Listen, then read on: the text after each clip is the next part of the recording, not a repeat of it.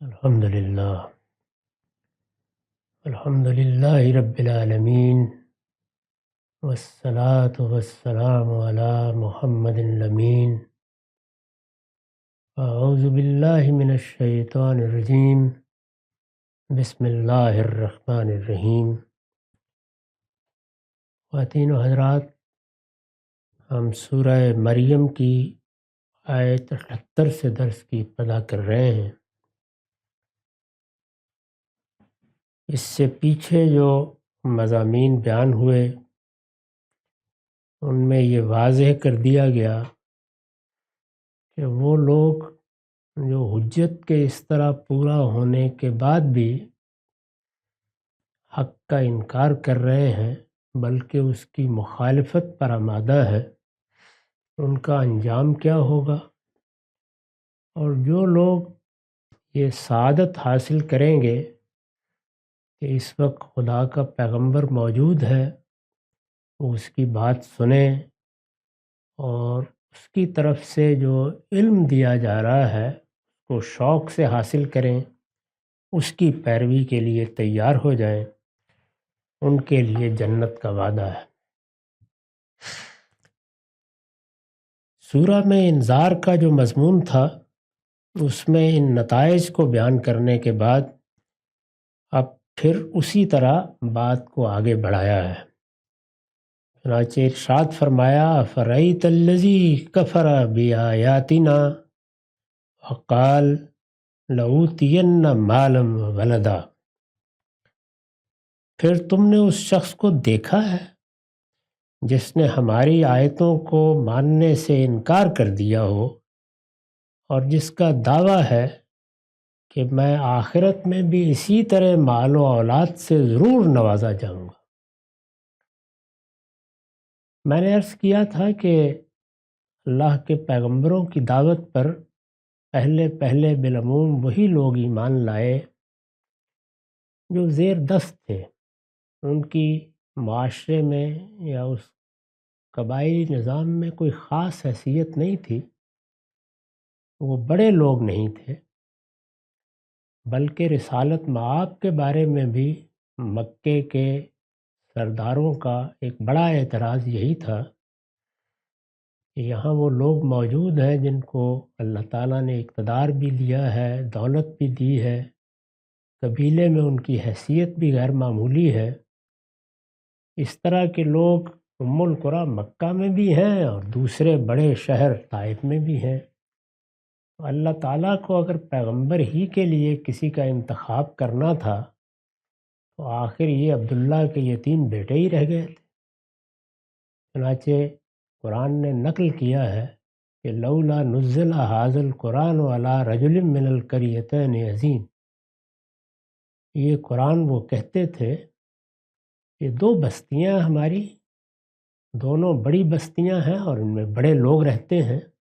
ان کے کسی بڑے آدمی پر کیوں نازل نہیں ہوا۔ تو قرآن مجید نے اس ذہنیت کو جگہ جگہ نمایاں کیا ہے۔ یہ ذہنیت کیا ہے؟ یہ ذہنیت اس دنیا کی زندگی میں خدا کی اسکیم کو نہ سمجھنے سے پیدا ہوتی ہے۔ اس دنیا میں جو اسکیم کار فرما ہے اس کے تین بڑے نمایاں پہلو ہیں۔ ایک یہ کہ جو دنیا اس مقصد کے لیے بنائی گئی ہے اس میں جگہ جگہ نقائص رکھے گئے ہیں۔ اللہ تعالیٰ نے یہ بتایا ہے کہ میری اسکیم کے تحت جس دنیا کو اصلاً وجود میں آنا ہے اور جو میری صفات کمال کا ظہور ہوگی وہ قیامت کے بعد وجود میں آئے گی۔ یہ اس کی تمہید ہے، اور اس میں چونکہ حجابات رکھے گئے ہیں، یہ بات ہر مسلمان پر واضح ہے بلکہ قرآن مجید کے ہر طالب علم پر بھی واضح ہے کہ وہ بن دیکھے محض عقلی استدلال کی بنیاد پر ایمان کا تقاضا کرتا ہے۔ اسی کو ایمان بالغیب کہا جاتا ہے۔ انسان اس پر اصرار نہ کرے کہ میں حقائق کو دیکھوں گا اور پھر مانوں گا، بلکہ وہ علم و استدلال کی روشنی میں حقائق تک پہنچے اور جس طرح سے اس کو صلاحیت دی گئی ہے اس کے لحاظ سے صحیح فیصلہ کرے۔ اس میں حجابات ضروری ہیں، یعنی یہ نہیں ہو سکتا کہ انگلی رکھنے کی کوئی گنجائش نہ چھوڑی جائے اور پھر انسان سے یہ تقاضا کیا جائے، وہ تو پہلے مرحلے ہی میں گر جائے گا، اس کے لیے کوئی بات کہنے کی گنجائش نہیں رہے گی۔ لیکن اس وقت بڑی گنجائش ہے، اگرچہ اس دنیا میں بھی اللہ تعالیٰ نے اپنی صنعت کا کمال ظاہر کیا ہے، لیکن جگہ جگہ وہ مقامات رکھ دیے ہیں جو انسان کے انحراف کے لیے بدرقہ بن جاتے ہیں۔ دوسری چیز یہ ہے کہ یہ دنیا جس اصول پر بنائی گئی ہے اس میں اللہ تعالیٰ کی طرف سے عدل کا قاعدہ ملحوظ نہیں رکھا گیا، یعنی ایسے نہیں ہے کہ جتنے انسان بھی یہاں پیدا ہو رہے ہیں یا جو معاملات بھی کیے جا رہے ہیں یا اللہ تعالیٰ کے جن سنن کا ظہور ہو رہا ہے وہ سب جیسے کہ اللہ کے شایان شان ہے، وہ قائم بالقسط ہے تو وہ اسی پر ظاہر ہوں، بلکہ ابتلاء کا اصول قائم کیا گیا ہے۔ یہ دونوں بالکل متضاد ہیں۔ عدل تو یہ تقاضا کرے گا کہ ہر شخص کی صلاحیت کے لحاظ سے، اس کے عمل کے لحاظ سے معاملہ بھی کیا جائے اور کسی جگہ پر کوئی ایسا قدم نہ اٹھایا جائے یا اقدام نہ ہونے دیا جائے جو انصاف کے اصولوں کے خلاف۔ ہم سے تو یہ تقاضا کیا گیا ہے کہ ہم دنیا میں اسی طرح کی زندگی بسر کریں، چنانچہ یہ فرمایا ہے کہ ایمان والوں قائم بالقسط ہو کر رہو، بلکہ سب سے بڑا مطالبہ یہی ہے۔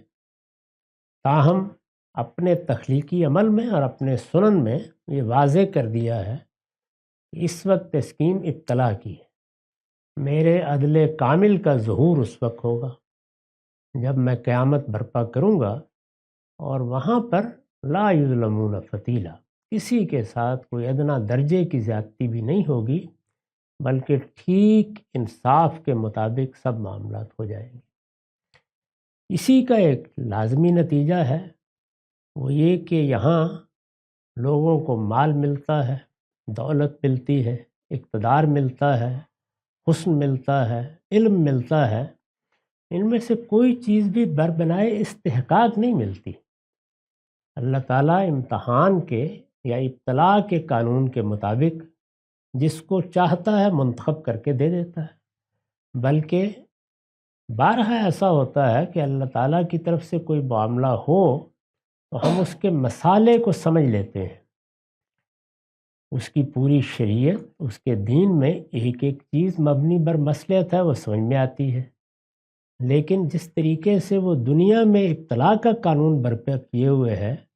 اس میں ابتلاء کے اصول کو اگر ترک کر دیا جائے تو یہ واقعہ ہے کہ کسی چیز کی بھی مصلحت و حکمت کو جاننا آسان نہیں ہوتا، جزوی طور پر کچھ باتیں معلوم ہو جاتی ہیں۔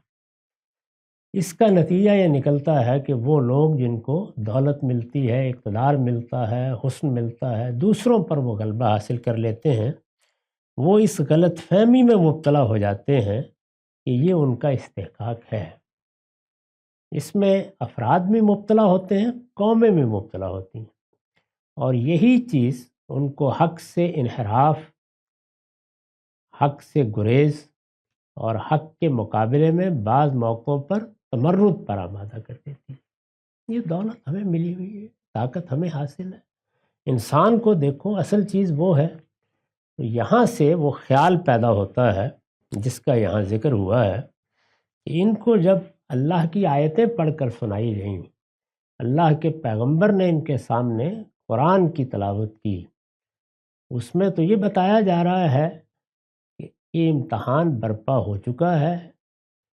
تم بھی اس کے اہداف میں ہو، اس امتحان میں تمہارے علم و عمل دونوں کو دیکھا جا رہا ہے، اور اس کے نتیجے میں ہو سکتا ہے کہ یہاں جن لوگوں کو اتنا کچھ ملا ہے وہ بالکل محروم قیامت میں کھڑے ہوں، ان کے پاس نہ دینے کے لیے کچھ ہو نہ لینے کے لیے کچھ ہو، اور وہ لوگ جو تمہارے یہاں زیر دست ہیں،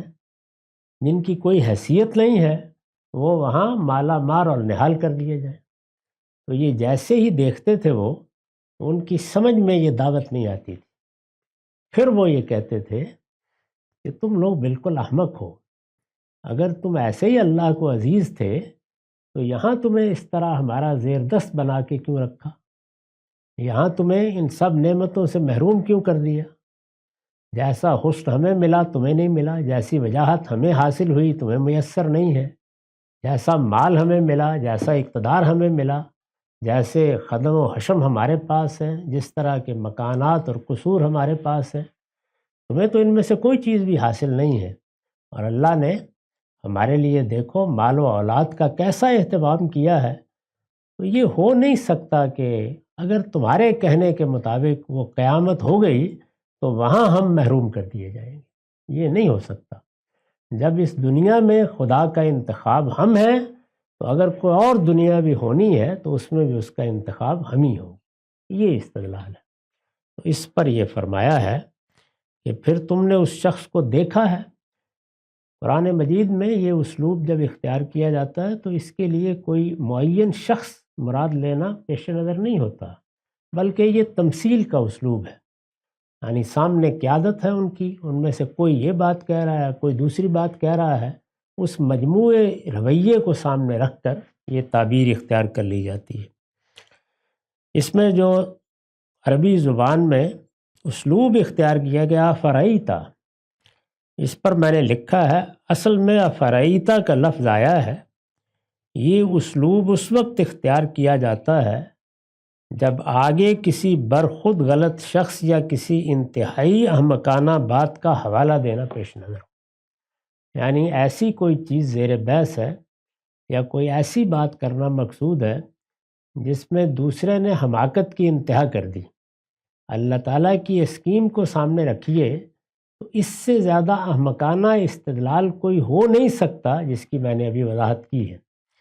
اس پر یہ فرمایا کہ افرعیت، پھر تم نے اس شخص کو دیکھا ہے، الذی کفر بآیاتنا، جس نے ہماری آیتوں کو ماننے سے انکار کر دیا ہے، یعنی اللہ کا پیغمبر آیا،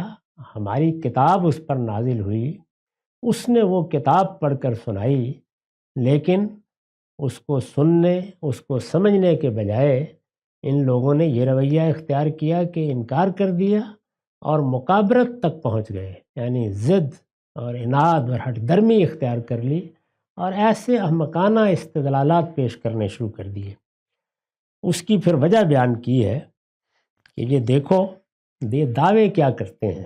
دعوے ان کے یہ ہیں کہ لَأُوتِيَنَّ مَالًا وَوَلَدًا، کہ جیسے دنیا میں مجھ کو مال و اولاد سے نوازا گیا ہے، آخرت میں بھی میں اسی طرح مال و اولاد سے ضرور نوازا جاؤں گا۔ یعنی اس میں جو اسلوب اختیار کیا ہے تاکید کا، وہ اصل میں ہٹ درمی کو بیان کر رہا ہے۔ آدمی جب مقابل میں آ کے کھڑا ہو جاتا ہے اور احمقانہ بات پر اصرار کرتا ہے تو پھر وہ اصرار بڑھتا چلا جاتا ہے۔ اس کے جواب میں فرمایا اطلع الغیب ام اتخذ عند الرحمن عہدا، کیا اس نے غیب میں جھانک کر دیکھا ہے یا خدائے رحمان سے کوئی عہد لے لیا ہے؟ یعنی کیا چیز ہے جس کے بلبوتے پر یہ اس اصرار کے ساتھ یہ بات کہہ رہا ہے، اس تمرد اور سرکشی کے ساتھ یہ بات کر رہا ہے؟ اس کے لیے آخر کوئی دلیل ہونی چاہیے نا۔ ایک یہ ہو سکتی تھی کہ یہ غیب میں جھانک کر دیکھ رہا ہے، اسے معلوم ہو گیا آخرت میں کیا ہونے والا ہے، سارا مستقبل اس کے لیے کھول دیا گیا ہے، اور یا یہ کہ اس نے پیدائش کے بعد جب شعور کی آنکھ کھولی تو معلوم ہوا کہ سارے پیغمبر آ کے اس کو یہی بتا رہے ہیں اور خدائے رحمان سے اس نے عہد لے لیا ہے، اس کا کیا ہوا ہے؟ یعنی اس سے زیادہ احمقانہ بات کیا ہو سکتی ہے؟ میں نے اس کی وضاحت میں لکھا ہے یہ کسی ایک شخص کا حوالہ نہیں ہے، بلکہ ایک خاص گروہ کی ذہنیت کی تصویر ہے جو دنیا کی نعمتوں کو جب وہ ملتی ہیں تو انسان کی آنکھوں کو بعض اوقات اندھا کر دیتی ہیں، جو دنیا کی نعمتوں کو اپنے پروردگار کا عطیہ نہیں بلکہ اپنے ذاتی استحقاق اور اپنی قابلیت کا کرشمہ سمجھتا ہے۔ اس کی تقریریں افراد سے بھی سننے کو ملتی ہیں، قوموں سے بھی سننے کو ملتی ہیں، اور جب کسی تہذیب کا غلبہ ہو جائے تو اس کے فرد فرد کی زبان پر گویا بغیر بولے ہی جاری ہوتی ہیں۔ یہ چیز اندازہ کیا جا سکتا ہے کہ کیسی احمقانہ ہے۔ قرآن میں الذی یا التی کے ساتھ تمثیل و تصویر کا یہ اسلوب کئی جگہ اختیار کیا گیا ہے، یعنی بظاہر تو جو کا لفظ آتا ہے، جو شخص، جو فرد، جو لوگ، اور اس میں خیال یہی ہوتا ہے کہ کوئی متعین شخص ہے جس کا ذکر ہو رہا ہے، لیکن یہ تمثیل کا طریقہ ہے۔ یہاں اگر غور کیجئے تو یہ تمثیل بالکل مطابق واقعہ بھی ہے، اس لیے کہ قریش مکہ کے تمام سادات و شیوخ اسی خط میں مبتلا تھے، ان کی یہ باتیں جگہ جگہ نقل ہوئی ہیں۔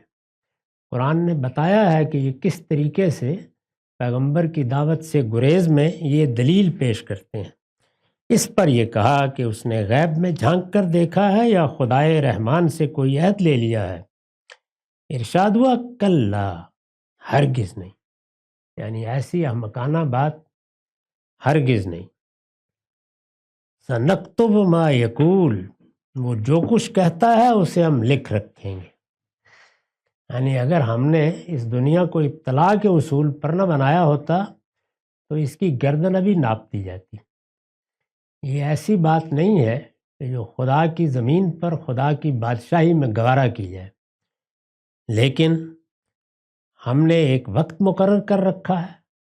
اس وقت تک کے لیے لوگوں کو مہلت دے رکھی ہے، ان کو ارادہ و اختیار دیا ہے۔ وہ مہلت تو ہم دیں گے اس لیے کہ وہ ہمارے ابتلاء کے قانون کا تقاضا ہے، لیکن یہ ایک ایک چیز لکھ رکھیں۔ ہرگز نہیں، وہ جو کچھ کہتا ہے اسے ہم لکھ رکھیں گے۔ وَنَمُدُّ لَهُ مِنَ الْعَذَابِ مَدًّا، اور اس کے اس ادعا کے باعث اس کے حق میں عذاب بڑھاتے چلے جائیں گے، یعنی وہ اس مہلت کی مدت میں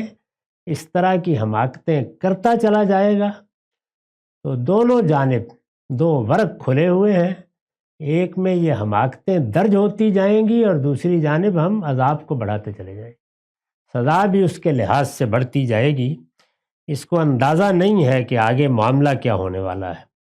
وَنَرِثُهُ مَا يَقُولُ وَيَأْتِينَا فَرْدًا، اور وہ جن چیزوں کا مدعی ہے، یعنی یہ مال، یہ دولت، یہ اولاد، یہ اقتدار، یہ قوت، یہ شان، یہ خدم حشم، جن چیزوں کے بارے میں اس کا خیال ہے کہ جیسے اس کو یہاں ملی ہیں وہاں بھی مل جائیں گی، وہاں تو کیا ملنی ہے، یہاں بھی اس کے وارث حامی ہو جائے، یہاں بھی کچھ باقی نہیں رہے گا، خالی ہاتھ جائے گا، اور وہ جن چیزوں کا مدعی ہے اس کے وارث ہم ہو جائیں گے۔ وَيَأْتِينَا فَرْدًا، اور وہ ہمارے سامنے اکیلا حاضر ہو، یعنی نہ جتھے ہوں گے، نہ یہ خدام ہوں گے، نہ یہ طاقت ہوگی، نہ یہ اقتدار ہوگا، یہ سب ہوا ہو جائے گا، وہاں یہ اکیلا حاضر ہوگا، اور اکیلا حاضر ہوگا تو ظاہر ہے کہ اس میں الفاظ تو اتنے ہی ہیں، لیکن بے بسی کی ایک پوری تصویر ان سے سامنے آتی ہے۔ یعنی فرد کھڑا ہے، جن چیزوں کو وہ جٹلا رہا تھا وہ واقعہ بن گئی ہیں، ذات خداوندی کا دربار لگا ہے، محشر برپا ہو گیا ہے، حقائق سامنے آ گئے ہیں، جن زیر دستوں کا مذاق اڑایا جا رہا تھا وہ سرفرازی کی نوید لے رہے ہیں۔ اس پس منظر میں اور اس منظر کے سامنے یہ اکیلا کھڑا ہوگا، کیا بے بسی ہوگی، کیا پچھتاوا ہوگا، کیا حسرتیں ہوں گی، کیا نا امیدی ہوگی، وہ اس ایک لفظ میں آ گئی ہے، وَيَأْتِينَا فَرْدًا، یہ اکیلا ہمارے سامنے کھڑا ہوگا، اس کے پاس کچھ بھی نہیں ہوگا۔ میں نے لکھا ہے یعنی اس کے سر و سامان، آوان و انصار، خدم و حشم، اور اس کے معبودوں سمیت ہر چیز یہیں رہ جائے گی، وہ خالی ہاتھ ہماری بارگاہ میں حاضر ہو جائے۔ یہ صورتحال ہوگی، اس سب کو یہ سمجھ لیں، پھر اس کے بعد ان کو فیصلہ کرنا ہے مہلت دی گئی ہے، ارادہ و اختیار بھی ہے، میں اس وقت ان کی رسی دراز کیے ہوئے ہوں، لیکن یہ سن لیں کہ یہ ہونے والا ہے۔ وَاتَّخَذُوا مِن دُونِ اللَّهِ آلِهَةً لِيَكُونُوا لَهُمْ عِزًّا۔ اب اسی کے اندر جو ایک اور اپنے لیے پناہ گاہ چھپی ہوئی ہے اس کو بھی نکال دیا، یعنی ایک طرف دولت، اقتدار، اس دولت اور اقتدار پر اس نوعیت کی بھروسہ کرنے کی کیفیت ایک طرف یہ ہے، اور دوسری جانب کہیں کہیں ہوتا ہے نا کہ ہو سکتا ہے پکڑے ہی جائے، کہیں سے ایسا نہ ہو کہ یہ جو کچھ کہہ رہے ہیں وہ ہو ہی جائے، تو اس میں پھر اس طرح کے لوگ اپنے لیے کچھ راستے تلاش کرتے ہیں، یہ فلاں کی شفاعت مل جائے گی، اگرچہ ہم یہ سب کر رہے ہیں اور اس پیغمبر کا انکار کر رہے ہیں، لیکن فلاں فلاں استھان پر تو ہم بہت باقاعدگی سے حاضر ہوتے ہیں، وہ رسوم تو ہم نے بہت اچھی کر رکھی ہوئی ہیں، ہماری مجالس میں بہت مذہبی باتوں کا بھی ذکر ہوتا ہے جو ان کا اپنا مذہبی تصور ہوتا ہے، تو اس میں بہت سے پشت پناہ بنے ہوئے ہوتے ہیں، یہ باطن کو کھول دیا ہے۔ فرمایا ان لوگوں نے اللہ کے سوا معبود بنا رکھے ہیں تاکہ وہ جب یہ صورتحال پیش آ جائے ان کے پشت پناہ بن جائے، یعنی انہوں نے معبود بھی اصل میں بنائے ہوئے ہوتے ہیں، تو اس میں بھی یہ دل کا چور ہے جو نمایاں ہوتا ہے، اس موقع پر یہ سمجھتے ہیں کہ چلیں اگر ہو گئی قیامت اور اللہ تعالیٰ نے محشر برپا کر دیا اور یہ جو ہمیں داستان سنا رہے ہیں یہ داستان فی الواقع سامنے آ گئی اور جن چیزوں کو ہم جھٹلا رہے ہیں وہ واقعہ بن گئیں، تو پھر یہ ہمارے معبود آخر جن کی ہم بندگی کرتے ہیں، جن کے ہم چڑھاوے چڑھاتے ہیں، جن کی ہم نظریں پیش کرتے ہیں، جن کے ہم عرس منعقد کرتے ہیں، جن کے ہم میلے ٹھیلوں میں اتنا کچھ خرچ کر دیتے ہیں، آخر یہ کس لیے ہیں؟ یہ ہمارے پشت پناہ ہو جائیں گے۔ تو ارشاد فرمایا کہ کلا، ہرگز نہیں، یعنی کیا مطلب؟ وہاں کوئی پشت پناہ نہیں، وہاں تو وہ جو پیچھے فرمایا یا تین فردا، اکیلے ہی آؤ گے بھی اکیلے اور دائیں بائیں دیکھو گے، اور اگر کوئی جن کو معبود بنا رکھا ہے نظر آ گیا تو پکارو گے، لیکن کوئی تمہاری آواز پر کان دھرنے والا نہیں ہوگا۔ کلا سیکفرون بعبادتہم ویکونون علیہم ضدا، وہ سب یعنی وہ ہستیاں جن کا یہ اس طریقے سے ذکر کرتے رہے، جن پر اس طرح کی امیدیں لگائے رہے، جن کو اپنا پشت پناہ سمجھتے رہے، جن کے عرسوں میلوں ٹھیلوں میں اور جن کے مراسم میں انہوں نے اپنی زندگی بسر کی، جن کے بارے میں یہ خیال کرتے رہے کہ ظلم کریں، عدوان کریں، دوسروں پر زیادتی کریں، ان کا مال لے لیں، غبن کریں، قوموں کو لوٹیں، یہ سب بچا لیں گے ہمیں، وہ سب کے سب ان کی عبادت کا انکار کر دیں، یعنی ان سے کچھ ملنا تو ایک طرف، وہ خود پلٹ کر ان پر لعنت کر رہے ہوں گے، اور فرمایا وَيَكُونُونَ عَلَيْهِمْ ضِدًّا، اور الٹے ان کے مخالف، یعنی وہ تو اس وقت ان کو اپنے قریب بھی نہیں آنے دیں گے، ان کو معلوم ہوگا کہ وہ خود بھی اس بارگاہ میں حاضر ہیں، وہ بھی اسی طرح سے پیش ہو گئے ہیں، بڑے سے بڑا ہو کوئی، تو یہاں تو آدمی اپنے متخیلے کو کام میں لا کر کسی کو قطب بنا دے، کسی کو ابدال بنا دے، کسی کو اوتاد بنا دے، بنا سکتا ہے، یعنی انسان کو جو مہلت دی گئی ہے اس میں جیسی لایانی باتیں، جیسے خرافات بھی کہہ دے، لیکن وہاں معلوم ہوگا کہ سب عاجز بندے ہیں، نہ کوئی عالم رہا، نہ کوئی فاضل رہا، سب کے سب خدا کی بارگاہ میں کھڑے ہیں، اگر کوئی پونجی ہے تو وہی دل کا اخلاص ہے، وہی عمل کی صالحیت، یعنی اس کے سوا کسی کے پاس کچھ نہیں ہے۔ دنیا میں ان کی عزت بھی رہی ہوگی اور ان کا وقار بھی رہا ہوگا اور ان کے بہت سے ماننے والے بھی رہے ہوں گے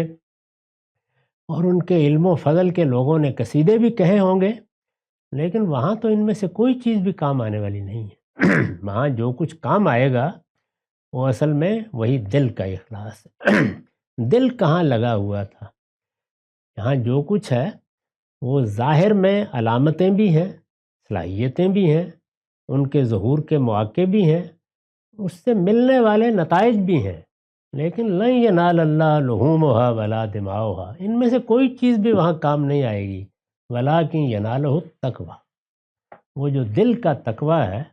وہ ایک بدر کا ہے، وہ ایک توشہ ہے، وہ ایک سامان ہے، وہ ایک متاع ہے، جو لوگ اس کو لے کر آئیں گے۔ ہو سکتا ہے کہ وہ ساری زندگی کسی راستے کے کنارے پر ریڑھی لگا کے کھڑے رہے ہوں، ممکن ہے ان کو کسی نے نہ عالم سمجھا ہو، نہ مقتدر سمجھا ہو، نہ بڑا سمجھا ہو، کچھ بھی نہ سمجھا ہو، لیکن وہ دولت اخلاص لے کر آ گئے ہیں، وہ وہاں پہ کامیاب کامران ہوں گے۔ اور ظاہر میں کیا چیز ہے؟ اعمال صالحہ، تم نے بندوں کے ساتھ، خدا کے بندوں کے ساتھ بھلائی کی ہے یا نہیں کی ہے؟ تم نے ان کے دکھ درد میں شرکت کی ہے یا نہیں کی ہے؟ تم نے ان کو انسان سمجھ کر عزت دی ہے یا نہیں دی ہے؟ تو یہ تمہارا جو اخلاقی وجود ہے، ساری روشنی اسی کی ہوگی۔ اللہ کے ساتھ کیا معاملہ کیا، بندوں کے ساتھ کیا معاملہ کیا۔ تو ارشاد فرمایا کہ یہ صورتحال وہاں ہوگی، وہاں کوئی بھی ان کی مدد کرنے کے لیے، ان کا ہاتھ پکڑنے کے لیے تیار نہیں ہوگا، اور یہ خیال کہ یہاں تو ہم نے ان کے مراسم عبودیت ادا کیے ہوئے ہیں تو یہ ہمارے کام آ جائیں گے، نہیں، کام وہاں پر دل کا تقوی آئے گا اور عمل کی صالحیت آئے گی۔ یہ بڑے ہوں چھوٹے ہوں، صلاحیتوں کے میدان یہ دنیا ہے، اس میں آپ کچھ بھی ہوں، جو کچھ ہے اس کے نتائج بھی دنیا میں سامنے آ جاتے ہیں۔ کسی کو شہرت مل گئی، کسی کو مقام مل گیا، کسی کو بہت سے عقیدت مند مل گئے، کسی کے سامنے قومیں سرنگوں ہو گئیں، بڑا لیڈر ہے، بڑا رہنما ہے، یہ سب یہیں دھرا رہ جائے گا۔ اگر کسی کے پاس متاع اخلاص ہے تو وہ ہے جو وہاں کام آئے گی۔ تو ارشاد فرمایا کہ یہ صورتحال ہے، یعنی حقائق یہ ہیں اور اس کے مقابلے میں ان کا رویہ یہ ہے، اور جب حقائق یہ ہیں اور اس کے مقابلے میں ان کا رویہ یہ ہے تو پھر یہ ٹھیک ہے کہ ہم ابتدا میں تو توجہ دلاتے ہیں، پھر ہم کچھ اور مہلت دیتے ہیں، رسی بھی دراز کرتے ہیں، لیکن ایک وقت ایسا آ جاتا ہے کہ جب ہم شیطانوں کو کہہ دیتے ہیں کہ اب یہ تمہارا چارہ ہے۔ دوسری جگہ بیان کیا ہے اس کے مقابل میں کہ جب بندہ اخلاص کے ساتھ زندگی بسر کرتا ہے تو یہ نہیں ہے کہ اس سے کوتاہیاں نہیں ہوتی، انسان ہے، بشری کمزوریاں اس میں بھی ہوتی ہیں، بڑے سے بڑے شخص میں بھی ہوتی ہیں، لیکن اگر دل کا اخلاص ہے اور وہ اپنے رب کی طرف متوجہ ہے اور اسی کو اپنی زندگی میں فیصلہ کن سمجھتا ہے، اور جہاں غلطی ہوتی ہے اس کی اصلاح کرنے کے لیے تیار ہوتا ہے، تو اللہ تعالیٰ اس کو فرشتوں کی مدد فراہم کرنا شروع کر دیتے ہیں۔ اس کا ذکر بھی قرآن میں ہے۔ اور جب آدمی اس طرح سے اللہ کی یاد سے غفلت برت لے، اللہ کی یاد سے غفلت یعنی یہ مطلب نہیں ہے کہ آج صبح سبحان اللہ نہیں پڑھا، وہ بھی ظاہر ہے کہ اللہ کی یاد ہی کا ظہور ہے، یعنی دل میں، دماغ میں، روح میں یہ چیز اتری ہوئی رہے۔ بندے سے غلطی ہو اور اس کا ہاتھ پکڑ کے اس کو بتایا جائے تو وہ ڈھہ جائے اس وقت کہ ہاں فی الواقع یہاں میں متکبر بن گیا، یہاں میں نے صحیح رویہ اختیار نہیں کیا، یہاں میں نے حدود سے تجاوز کر دیا۔ تو اگر یہ چیز ہے تو فرشتے مددگار ہوتے ہیں، اور اگر خدا سے غفلت کا وہ مقام آ جائے کہ بار بار کی تنبیہ کے باوجود بھی آدمی باز نہ آئے، تو فرمایا ہے کہ وَمَن یعش عن ذکر الرحمن نقیض لہ شیطانا، جب کوئی آدمی اس درجے میں گریز کرتا ہے اور کھڑا ہو جاتا ہے تو پھر ہم کسی شیطان کو اس پر مسلط کر دیتے ہیں۔ جس طرح نیکی کا صلہ فرشتوں کی توفیق اور تائید ہے، اسی طرح اب ان کے لیے فرمایا الم تر انا ارسلنا الشیاطین علی الکافرین تعزهم عزا، تم نے دیکھا نہیں کہ ان منکروں پر ہم نے شیطانوں کو چھوڑ دیا ہے؟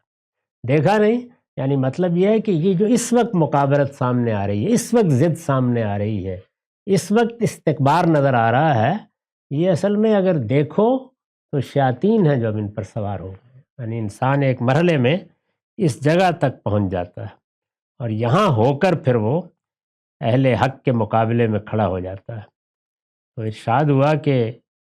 وہ انہیں خوب خوب اکسا رہے ہیں، فلا تاجل علیہم انما نعد لہم عدا، تو ان کے خلاف فیصلے کے لیے جلدی نہ کرو، ہم تو بس ان کی گنتی پوری کر رہے ہیں۔ ادھر ایک قطار لگی ہوئی ہے، جس جگہ مجرموں کو ہم نے کھڑا کرنا ہے، ایک ایک کو گن کے ادھر کرتے چلے جا رہے ہیں۔ یعنی یہ پھر ایک دوسری تصویر ہے۔ پہلے یہ تھا کہ وہ وہاں کھڑے ہوں گے تو فرد فرد ہو کے آ جائیں گے، وہ بے بسی اور حسرت کی تصویر تھی۔ یہاں مہلت میں کیا ہو رہا ہے اس کو اس خوبصورت تعبیر میں نمایاں کیا ہے۔ تم خیال کر رہے ہو یہ ایک کے بعد دوسرے جرم کا ارتکاب کر رہے ہیں، نہیں، ادھر گنتی پوری ہو رہی ہے، یعنی ان کو مجرموں کی صف میں لایا جا رہا ہے۔ اس میں کچھ اور چیزوں پر بھی توجہ دلانے کی ضرورت ہے۔ ہمارا وقت ختم ہو گیا۔ اقول و قولی ھذا واستغفر اللہ لی ولکم۔